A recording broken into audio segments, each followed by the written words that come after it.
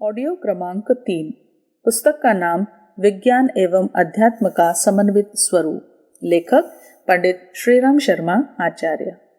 यथार्थता तो स्वीकारनी ही पड़ेगी। श्रुति का वचन है कि सर्व खलविदम ब्रह्म, अर्थात यह सब विशद ब्रह्मांड ब्रह्म ही है।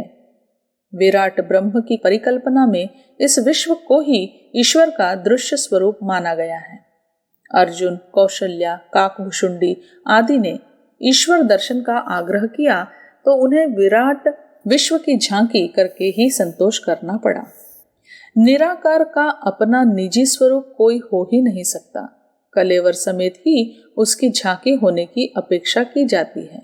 यह कलेवर और कुछ नहीं, प्रकृति परक ही हो सकता है। भले ही वह प्रत्यक्ष हो अथवा परोक्ष, दृश्य हो अथवा अदृश्य, वह वस्तु रूप ही हो सकता है और कल्पना शक्ति के आधार पर स्वनिर्मित भी। ईश्वर सानिध्य की चर्चा का जहाँ प्रसंग आता है उसे अंतराल में हृदय देश में अंतः गुहा में अवस्थित ही बताया जाता है। चेतना का अणु पक्ष आत्मसत्ता में है और विभु पक्ष ब्रह्मांडीय चेतना में। दोनों ही एक ही तत्व के बने हैं। चिंगारी और आग, बूंद और जलाशय, घटाकाश और मठाकाश में मात्र आकार भिन्नता है। सत्ता एक ही है। ब्रह्म सान्निध्य का लक्ष्य प्राप्त करने के लिए आत्म परिष्कार ही एकमात्र उपाय माना गया है।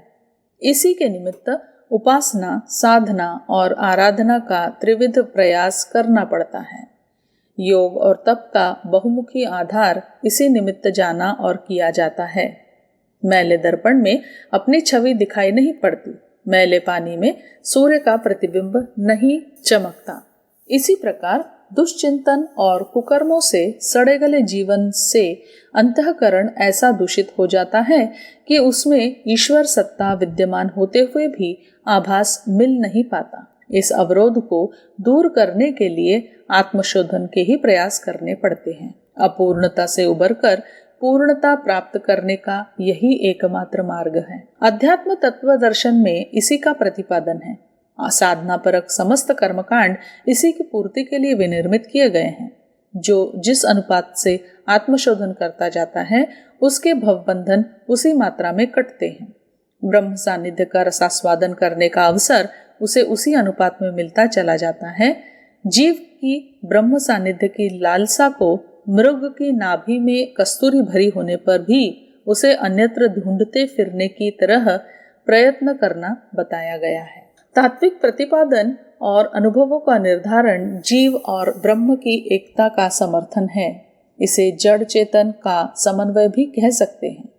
इतना होते हुए भी यह देखा जाता है कि दोनों सत्ताओं में पृथकता ही नहीं, प्रतिकूलता भी है। ईश्वर के गुण जीव में नहीं पाए जाते और जीव स्तर की गतिविधियां न अपनाने के लिए ईश्वर की विवशता भी समझी जा सकती है। जो व्यापक है वह एक केंद्र पर सिकुड़कर केंद्रित कैसे हो सके?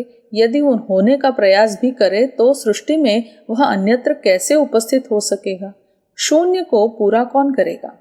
पुरातन प्रतिपादनों और निर्धारणों को समझ सकने के उपरांत वस्तु स्थिति सहज समझी जा सकती है। फिर भी इन दिनों दोनों के पृथक होने की कठिनाई का जो वर्णन किया जाता है, पृथकता के कारण होने वाली हानियों का जो वर्णन किया जाता है एवं अध्यात्म और विज्ञान के समन्वय पर जो जोर दिया जाता है, उन प्रतिपादनकर्ताओं के मंतव्य को समझना चाहिए। शब्दों के भ्रम जंजाल में कई बार वह बात स्पष्ट नहीं हो पाती कि जो कुछ कहा जा रहा था, चाहा जा रहा था, उसके पीछे वास्तविक उद्देश्य क्या था और किस कठिनाई का क्या समाधान खोजा जा रहा था। इन दिनों चल रही चर्चा के संबंध में ऐसा ही शब्द जंजाल बाधक हो रहा है। उस उलझन की वास्तविकता को गहराई में उतरकर समझना होगा ताकि जो तथ्य विचारशीलों को उद्विग्न करते हैं उन्हें समझाना और उनका समाधान खोजा जा सके। विज्ञान पक्ष की मान्यता है कि जो प्रत्यक्ष है वह उतना ही सत्य है। इसमें जो तुरंत लाभ दिख सके अपनी सत्ता का परिचय दे सके वही मान्य है। चूंकि ईश्वर, धर्म और तत्वदर्शन के प्रतिपादन प्रत्यक्ष नहीं है, इसलिए उन्हें मान्यता क्यों दी जाए। अध्यात्म का कथन है, शास्त्रों आप्त वचनों में ही पूर्ण सत्य समाहित है। उन्हें झुठलाना ऋषियों और शास्त्रों का अपमान है। विज्ञान की खोजें नित नई सामने आती हैं, पिछले कथनों को झुठलाती चलती हैं। ऐसे अपरिपक्व प्रतिपादनों की बात क्यों सुनी जाए। विरोध के मुख्य तथ्य यही हैं। विरोध चल पड़ने पर कटु प्रहार एवं दोषारोपण के अनेकों प्रसंग आते हैं और परस्पर गाली गलौज की भाषा का प्रयोग होने लगता है। मंतव्यों को मिथ्या ही नहीं, निहित स्वार्थों से प्रेरित तक कहा जाने लगता है। नास्तिक स्तर का यही मल्ल युद्ध खून खराबे तक पहुंचता रहता है। विज्ञान के संबंध में अध्यात्म पक्ष द्वारा कहा जाता है कि उसके द्वारा प्रकृति का असाधारण दोहन किए जाने पर भविष्य के लिए कुछ न बचेगा। प्रदूषण फैलने की विषाक्तता प्राणघातक होगी, लोग काहिल बनेंगे, इसके कारण समस्त सत्ता संपदा सिमट कर कुछ ही हाथों में सीमित हो जाएगी, नीति मर्यादाओं का कोई मूल्य न रहेगा, आदि आदि। इसी प्रकार विज्ञान ने अध्यात्म को अंध विज्ञान बताया है, धर्म को अफीम की गोली कहा है, आधार रहित कल्पनाओं की उड़ाने बताया है। ईश्वर यदि नियामक है तो वही कर्म अपनी विशेषताओं के कारण प्रकृति क्यों नहीं कर सकती। अध्यात्म परावलंबी है, वह पराक्रम साहस को काटता है और व्यक्ति को दीन दुर्बल बनाता है। दोनों पक्ष अपने अपने समर्थन में बहुत कुछ कहते रहे हैं, दूसरों पर लांछन लगाने में कोई कसर नहीं रहने दे रहे हैं। किसी ने भी यह नहीं सोचा कि दूसरे पक्ष के प्रतिपादनों और आक्षेपों में क्या कुछ सच्चाई भी है। भ्रांतियों के निराकरण और उपयोगी प्रतिपादनों को ग्रहण करने की यदि मनोभूमि रही होती तो जो खाई लगातार बढ़ती चली आई है वह घटती। एक दूसरे के परिश्रम को सराहता और जो ग्रहण योग्य होता अपनाता।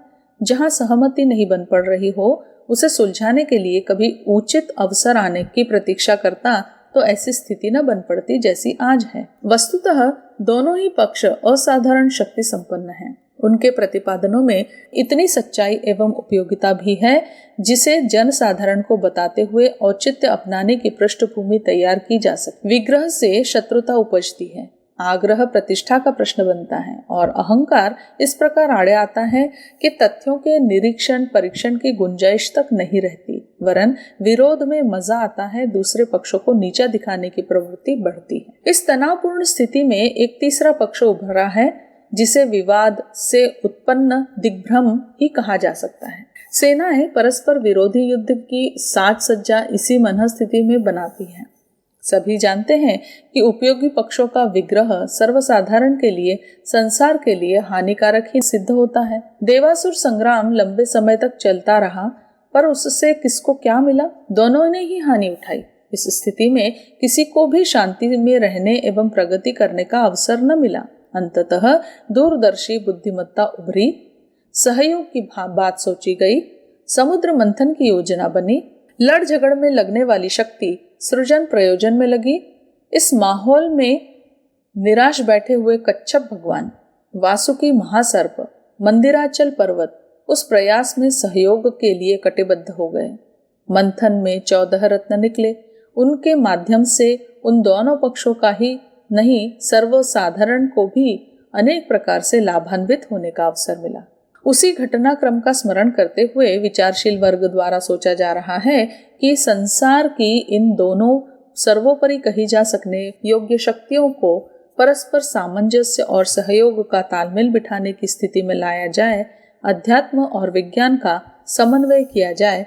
यह आवाज आज हर दिशा में उठ रही है। विश्व के मूर्धन्य विचारकों का यही अभिमत है कि इनके मध्य जो खाई खुद गई है उसे पाटने के लिए प्रबल प्रयत्न किया जाए। वास्तविकता यह है कि दोनों के बीच सामंजस्य की परंपरा अनादिकाल से चली आ रही है। वे एक दूसरे के विरोधी नहीं, पूरक हैं। एक से सर्वथा पृथक रहकर दूसरा अपना अस्तित्व तक बनाए नहीं रह सकता।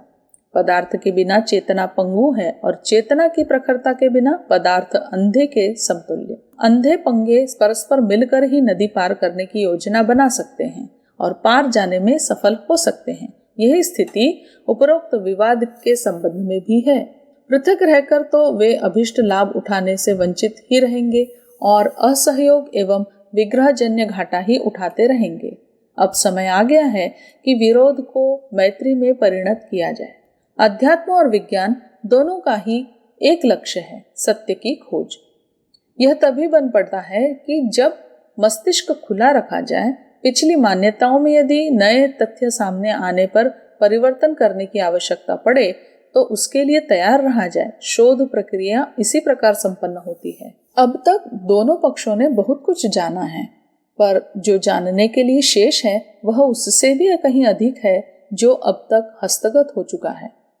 विज्ञान अपेक्षाकृत अधिक अच्छी तरह समझता और अपनाता है, तभी तो पुराने शोध निष्कर्षों से संतुष्ट न रहकर आगे की बात जानने, अधिक गहराई में उतरने और यदि पिछले में सुधार संशोधन करना पड़े तो उसके लिए तैयार रहा है। उपलब्धियों को पूर्ण मानने की उसकी प्रवृत्ति है ही नहीं। इसी का परिणाम है कि नित्य नए आविष्कार प्रकट होते चलते हैं और उनके द्वारा अधिक क्षमताएं प्राप्त करते चलने के अवसर मिलते रहते हैं। यदि पूर्णता का आग्रह किया गया होता तो उसका परिणाम निश्चित रूप से यही होता कि अग्रगमन की संभावनाएं समाप्त हो जाती एवं अधिक नया जानने और अधिक महत्वपूर्ण प्राप्त करने का चलता हुआ उपक्रम अवरुद्ध होकर रह जाता। इस संबंध में अध्यात्म पक्ष ने भूल की है। शास्त्र उल्लेख और आप्त वचनों को ही पूर्ण न मानकर नए अनुसंधानों के लिए द्वार खुला रखा गया होता तो आज उसकी प्रखरता, प्रामाणिकता और उपयोगिता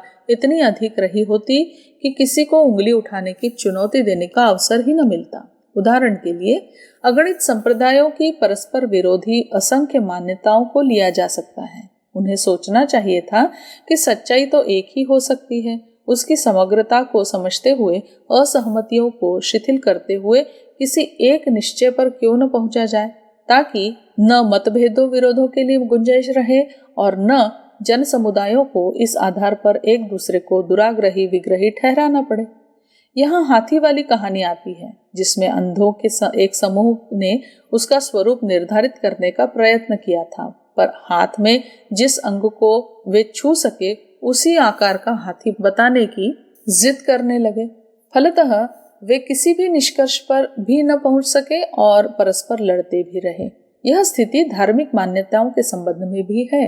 उनके मूर्धन्य जन सभी पक्षों के स्वरूप को मिलाकर उन्हें एकता के केंद्र पर केंद्रित कर सकते हैं और धर्मों में जो सर्वोपयोगी है उसे एकत्रित करके सर्वसाधारण तक एक सुनिश्चित मान्यता के रूप में पहुंचा सकते हैं। यदि इतना बन पड़े तो संप्रदायों की भिन्नता एकता में विकसित होकर लोक कल्याण में भली प्रकार समर्थ हो सकती हैं।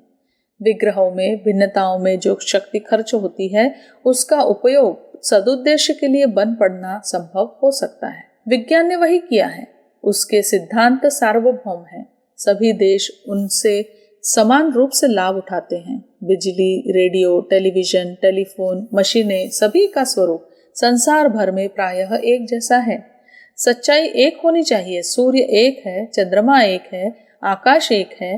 फिर विज्ञान के मूलभूत सिद्धांतों और प्रयोगों में भी एकता क्यों न होगी। इस प्रयोग ने सर्वसाधारण के मन में विज्ञान सिद्धांत की सच्चाई के संबंध में आस्था उत्पन्न की है और उसका समुचित लाभ भी उठाया है।